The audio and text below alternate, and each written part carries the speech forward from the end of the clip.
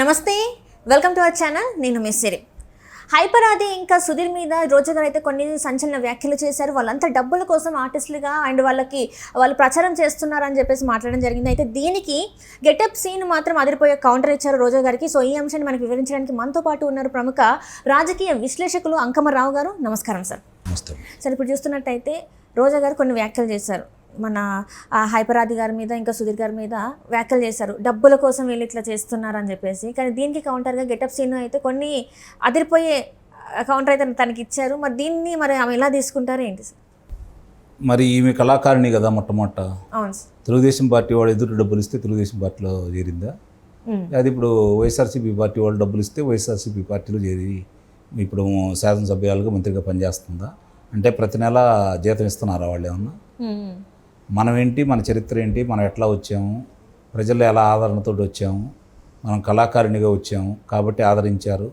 ఆ ఉద్దేశంతో పార్టీలు చేర్చుకున్నారు అప్పుడు. లేకపోతే ఏమైనా సామాజిక ఉద్యమకారిణియా, లేకపోతే విప్లవ ఉద్యమాల్లో పాల్గొందా, ప్రజల కోసం ఏమైనా పోరాటం చేసిందా, స్వచ్ఛంద సంస్థలు ఏమైనా నడిపిందా?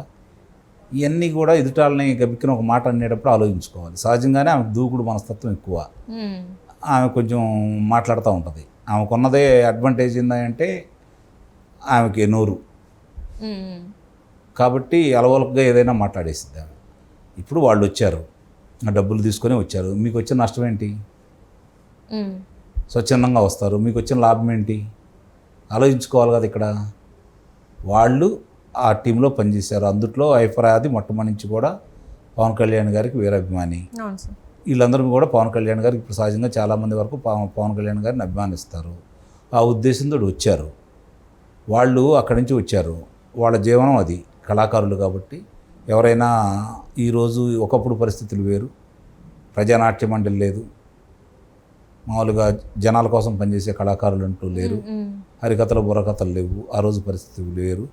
ఈరోజు ఏ కళాకారుడైనా సరే కాస్త పేరు ప్రఖ్యాతులు వస్తే ఆర్థికంగా కూడా నిలదొక్కుంటున్నారు. సహజంగానే వాళ్ళకి పేరు వచ్చింది కాబట్టి వాళ్ళని తీసుకుంటున్నారు. వాళ్ళ కొనసాగుతూ ఉంది, వాళ్ళకి డబ్బులు వస్తూనే ఉన్నాయి. కాదని ఎవరు అంటలేదు. వాళ్ళు ఏం ఊరక చేస్తున్నారని చెప్పట్లేదు, మీరు ఊరక చేయలేదు. మీరు చేసినప్పుడు మీరైతే ఊరక చేయలేదు కదా, ప్రజాసేవ కోసం ఏం చేయలేదు కదా. ఇప్పుడు మీరు మామూలుగా 5 సంవత్సరాలు మీరు శాసనసభ్యురాలుగా ఉండి కూడా మీరు ఏం చేశారు?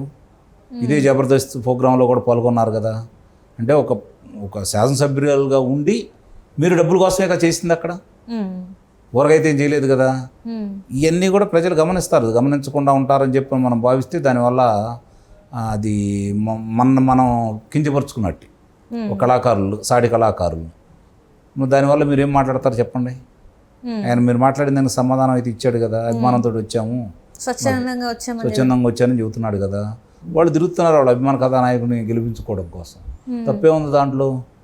ఎందుకు మరి రోజా గారు ప్రతిసారి ఇట్లానే మాట్లాడుతూ ఉంటారు, ప్రతి ఒక్కరి గురించి ఇలానే ఆఖరికి అంటే తను కూడా జబర్దస్త్లో జడ్జిగా ఉన్నారు, వాళ్ళందరితో సత్సంబంధాలే ఉంటాయి. కానీ ఎందుకు ఇలాంటి వ్యాఖ్యలు చేస్తున్నారు? చెప్పాను కదా, ఆమెకున్నది నోరు, అదుపాజ్ఞంలో ఉండదు, ఏది పడితే అది మాట్లాడుతూ ఉంటుంది. ఇప్పుడు దాకా చెల్లుబాటు అయింది, అధికారంలో ఉన్నారు. రేపు పొద్దున అధికారం లేని తర్వాత కూడా ఇలానే మాట్లాడితే అప్పుడు ఆమె గురించి మనం మాట్లాడుకోవాలి. అధికారంలో ఉన్నప్పుడు ఏది మాట్లాడినా చెల్లుబాటు అవుతుంది కదా. సహజంగా ఇప్పుడున్న ఈ ప్రభుత్వంలో వాళ్ళ మాటే వేదం అవుతుంది. వాళ్ళు తప్పు చేసినా ఒప్పు చేసినా రక్షక భటులు వాళ్ళని రక్షిస్తూ ఉన్నారు, ఎదుటాళ్ళని భక్షిస్తూ ఉన్నారు, చూస్తూనే ఉన్నాం. ఇప్పుడు దాకా వాళ్ళు ఆడింది ఆట పాడింది పాటగా జరిగిపోతూ ఉంది. అట్లానే ఎవరు పెడితే వాళ్ళ మీద నోరేసుకొని మాట్లాడుతూ ఉన్నారు, స్థాయి మర్చిపోయి. ఎవరైనా సరే, వాళ్ళు వీళ్ళు కాదు, ఏ పార్టీ వాళ్ళైనా అలా వ్యక్తిగత విమర్శలు చేయడం అనేది తప్పే నా భావన. ఒకళ్ళని సమర్థించట్లేదు, ఒకళ్ళని వ్యతిరేకించట్లేదు నేను. కానీ మాట్లాడుకునేటప్పుడు ఇప్పుడు వాళ్ళు ఎందుకు వచ్చి వాళ్ళ అభిమానం కొద్దీ వాళ్ళు ప్రచారం చేసుకుంటున్నారు. ప్రచారం చేసుకుంటే వాళ్ళ మాటలు నమ్మితే వాళ్ళకి ఓట్లేస్తారు. మీరు మంచి పనులు చేశారనుకుంటే మీకు ఓట్లేస్తారు. మీరు ఈ సమాజానికి, ఈ రాష్ట్రానికి, ప్రజలకి మీరు విపరీతమైన మేలు చేశారని ప్రజలు భావిస్తే మిమ్మల్ని గెలిపిస్తారు కదా. దానికి అంత ఉలికిపాటు ఎందుకు? ఎదుటాల గురించి మాట్లాడుకోవడం ఎందుకు? ఎవరైనా సరే వ్యక్తిగత దోషంలో లేకపోతే వ్యక్తిగతంగా మాట్లాడుకోవటాలు, తిట్లు, దండకాలు ఇవన్నీ మంచి పద్ధతి అయితే కాదు కదా. రోజా గారి గురించి మనం ప్రత్యేకంగా ఇందానే చెప్పినట్టు ఆమె గురించి ప్రత్యేకంగా చెప్పుకోవాల్సిన అవసరం ఏం లేదు. ఆమె గురించి ప్రజలకు ఎవరికి తెలియని విషయం ఏం కాదు. కళాకారిణి కదా, అందరికి గుర్తింపు వచ్చింది. ఆ అదృష్టం కొద్దీ ఇప్పుడు ఒకసారి శాసనసభ్యురాలైంది, రెండోసారి గెలిచి ఇప్పుడు మంత్రిగా కొనసాగుతూ ఉన్నారు. అంటే ఇప్పుడు అట్లానే ఇప్పుడు నగరిలో చూసుకుంటే ఆమెకి తీవ్ర వ్యతిరేకత ఉందని అదే చెప్పేసి చెప్పబోతున్నాను.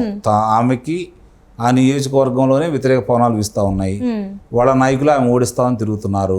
అలాగే వాళ్ళ పార్టీ పెద్దలు కూడా ఆమెను ఓడించాలని చెప్పి కొత్త నిశ్చయంతో ఉండి వాళ్ళ ప్రమేయంతో అక్కడ ఆమెకు వ్యతిరేకంగా ఒక వర్గాన్ని తయారు చేశారు. ఆమె గెలవకూడదని కోరుకుంటున్నారు. ముందు అవి సరి చేసుకోండి. ఇంతమంది మీ మీద ఎందుకు వ్యతిరేకిస్తున్నారు, మీ పార్టీ వాళ్ళు మిమ్మల్ని ఎందుకు వ్యతిరేకిస్తున్నారు, అది తెలుసుకుంటే ఆమె తత్వం బోధపడుతుంది. క్షవరం అయిన తర్వాత ఎవరం వచ్చినా ఉపయోగం లేదు కదా. ఇప్పుడు చూస్తున్నట్టయితే సార్, ఇప్పుడు వైసీపీకి చాలా వరకు చూస్తే ప్రజల్లో వ్యతిరేకత ఉంది.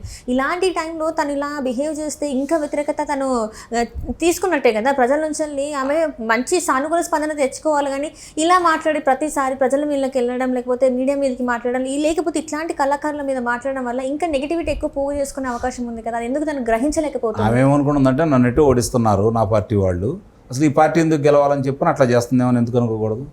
పార్టీని ముంచేయడానికి అంతే కదా. మరి తన్నెటు గెలవనీయట్లేదు కదా పార్టీ వాళ్ళు. కాబట్టి ఈ పార్టీలో వాళ్ళు మిగిలిన వాళ్ళు ఎందుకు గెలవాలి? ఒకళ్ళిద్దరు ఎవరైనా గెలిచే పరిస్థితి ఉంటే నా వల్ల, నా వ్యాఖ్యల వల్ల వాళ్ళు కూడా ఓడిపోతే బాగుండేది ఆమె కోరిక. అంటే తాను చెడ్డగా ఓడి త్వరమంతా చెప్పేసింది అని చెప్పేసి ఆమెకు ఎట్లా సీట్ రాదని చెప్పేసి మీద ఉన్న వాళ్ళకి కూడా ఇవ్వద్దు అంటారు, గెలవకూడదు అనేది ఆమె అభిప్రాయం. ఇలా కూడా ఉంటారంటారా సార్? ఉంటారు, ఎందుకుంటారు. అంటే ఇప్పుడు ఒకవేళ మనము మన పక్కన వాళ్ళైనా బాగుండాలి అని చెప్పేసి అనుకుంటాం కదా. అంత విశాల హృదయం లేదు. నేను బాగుంటే చాలనే పరిస్థితికి వచ్చింది ఈరోజు సమాజం.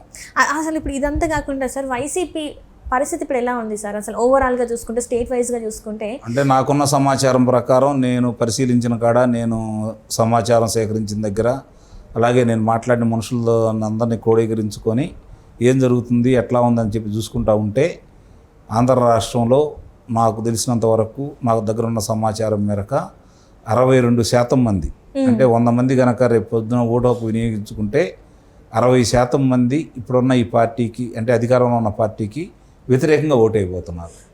ఇది ఊహించని పరిణామం.